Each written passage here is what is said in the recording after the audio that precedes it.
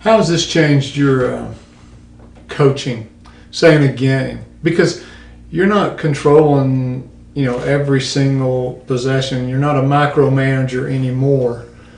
So there's got to be a different way to coach it. Well, there's a couple things. One, I think I've always, not always, but I would like to think for a while I've known, hey, you need to move the basketball to be effective. So I'd be saying move the ball, but maybe I hadn't put our players in great positions for the ball to be moved. Now, when I feel like we're stagnant, I can look and say, golly, we're not spacing, we're not spreading the floor, we're not moving the ball. So, you're still, again, it goes back to the fundamentals. I mean, we're still coaching those same fundamentals, but I think we're pretty confident in the framework of what we're doing. And then two, I think it's allowed me, you have to coach your personality. I am an aggressive personality, and it's allowed me to I hope, and allowed us as a staff to coach in a way where we can be comfortably aggressive, and where we're not forcing things too much. And when we turn the ball over more than probably great teams should turn the ball over. But as long as we're doing that out of aggressive play, I can handle it a little bit easier. So I don't know if it's changed my style of coaching per se or not. I do think maybe there's a flow to it, and just some things that we've done. And there's some things we've done in practice as well that we've picked up from other teams that play very well in the read and react, and I think have really helped our team improve on both sides of the ball.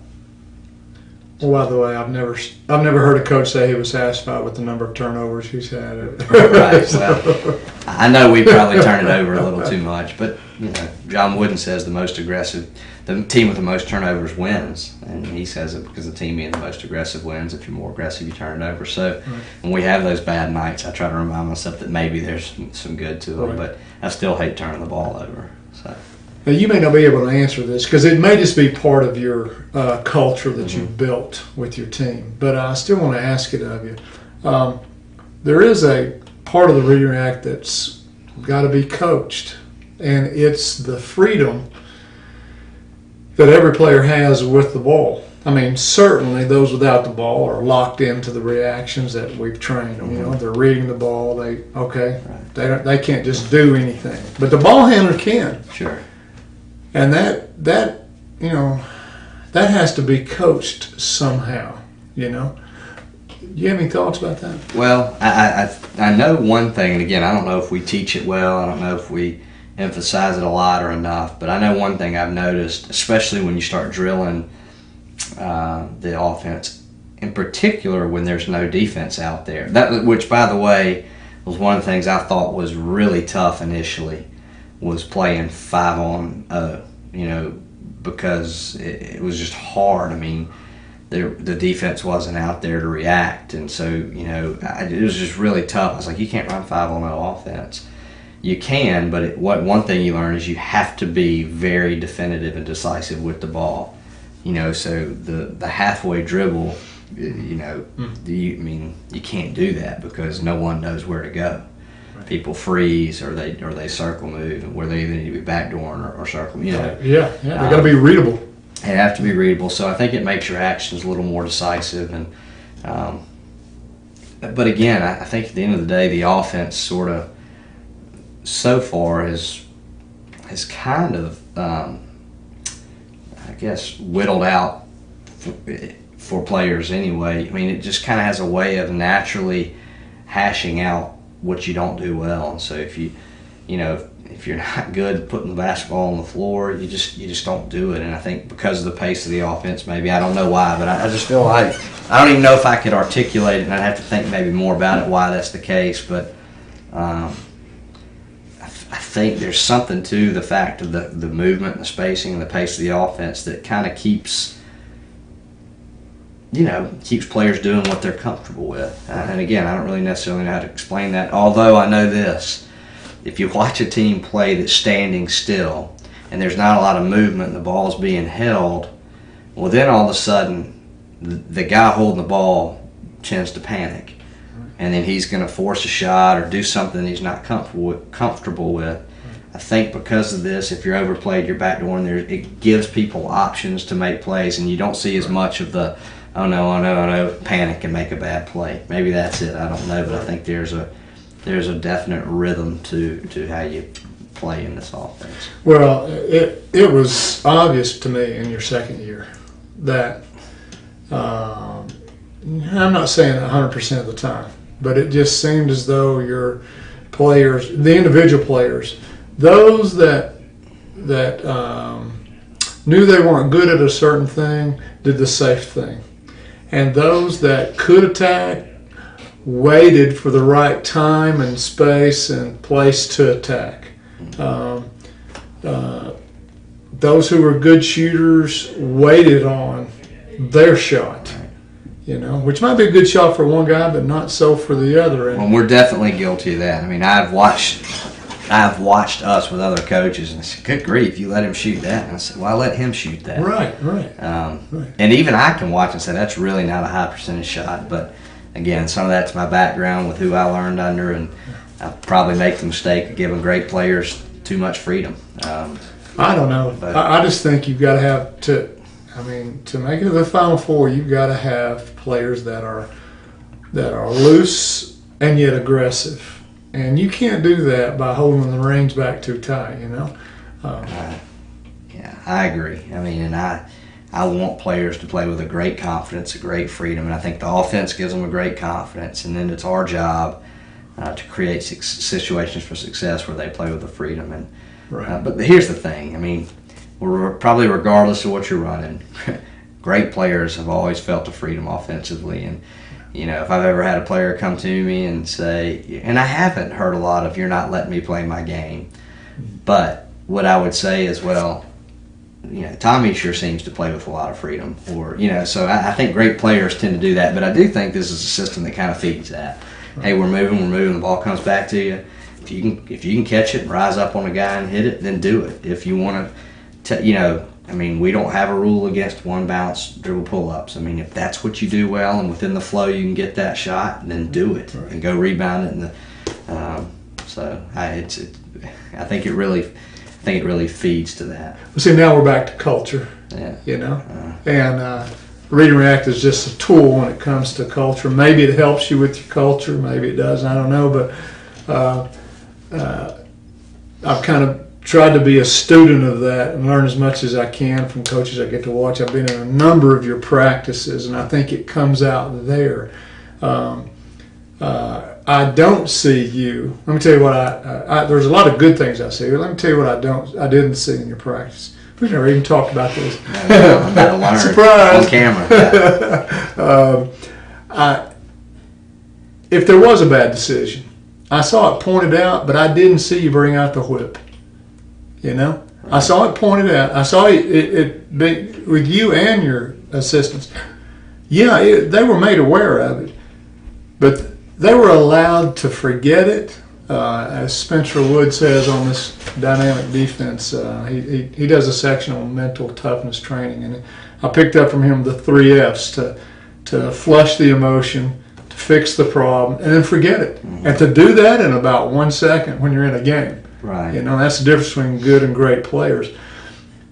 The fact that you point out a mistake and then go on with it rather than spend the next 15 seconds berating them for doing it for the 3rd time in a row allows them to flush it and fix it and forget it.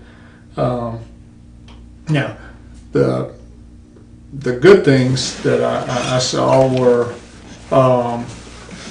every single drill and section of your practice you moved quickly, but not too quickly. It's that old saying, be quick but don't hurry. There was a purpose, and it was stated for not just every drill, but from going from a drill to a 5-on-5 live, and then back to a drill. Oh, by the way, I thought that was you had a really good mix of drill, which is teaching. Think about it. Sure. And for me, I err on staying there too long, Sure. Because I like to teach and I like them to learn. Right. But then we all picked up this ball to play. Right. And I thought you had a really good mix of look, we've got to work on this aspect, so here's the drill. We're going to do it and do it hard, but you didn't overdo it. In other words, they weren't wearing out.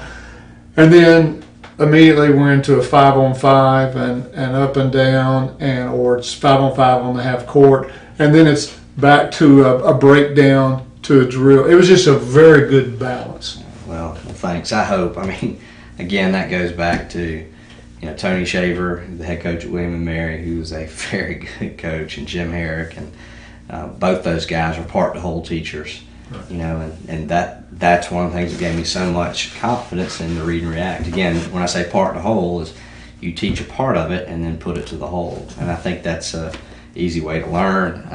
I know guys don't enjoy drill work. I mean, I was the same way, but when they get tired of a drill, in some ways it's a compliment to your teaching. I mean, they're learning the habit. It's become a habit and it's boring. So when they're bored from repetition, not bored from inactivity, but when they're bored from repetition and activity, in some ways, that's a compliment to you. And then you put that in the part of the whole and let them play. And I like it. Listen, I'm the same way. I mean, I do enjoy practice. I enjoy games. I love competition. And so we want to put those guys in those situations. And, again, I as far as correcting mistakes, I think that's how you teach. We want to be 3-to-1 and positive to negative. If we say something negative, we want to reinforce it with 3 parts positive, because, I've always been taught from, again, Coach Herrick, Coach Shaver, Coach Smith, the guys I've worked for, that people's hearing improves when they hear praise. And so that's kind of what we like to do. And there are times where you have to be more stern, but I know for me as a player, and I wasn't as good a player as the guys I'm coaching, but I still needed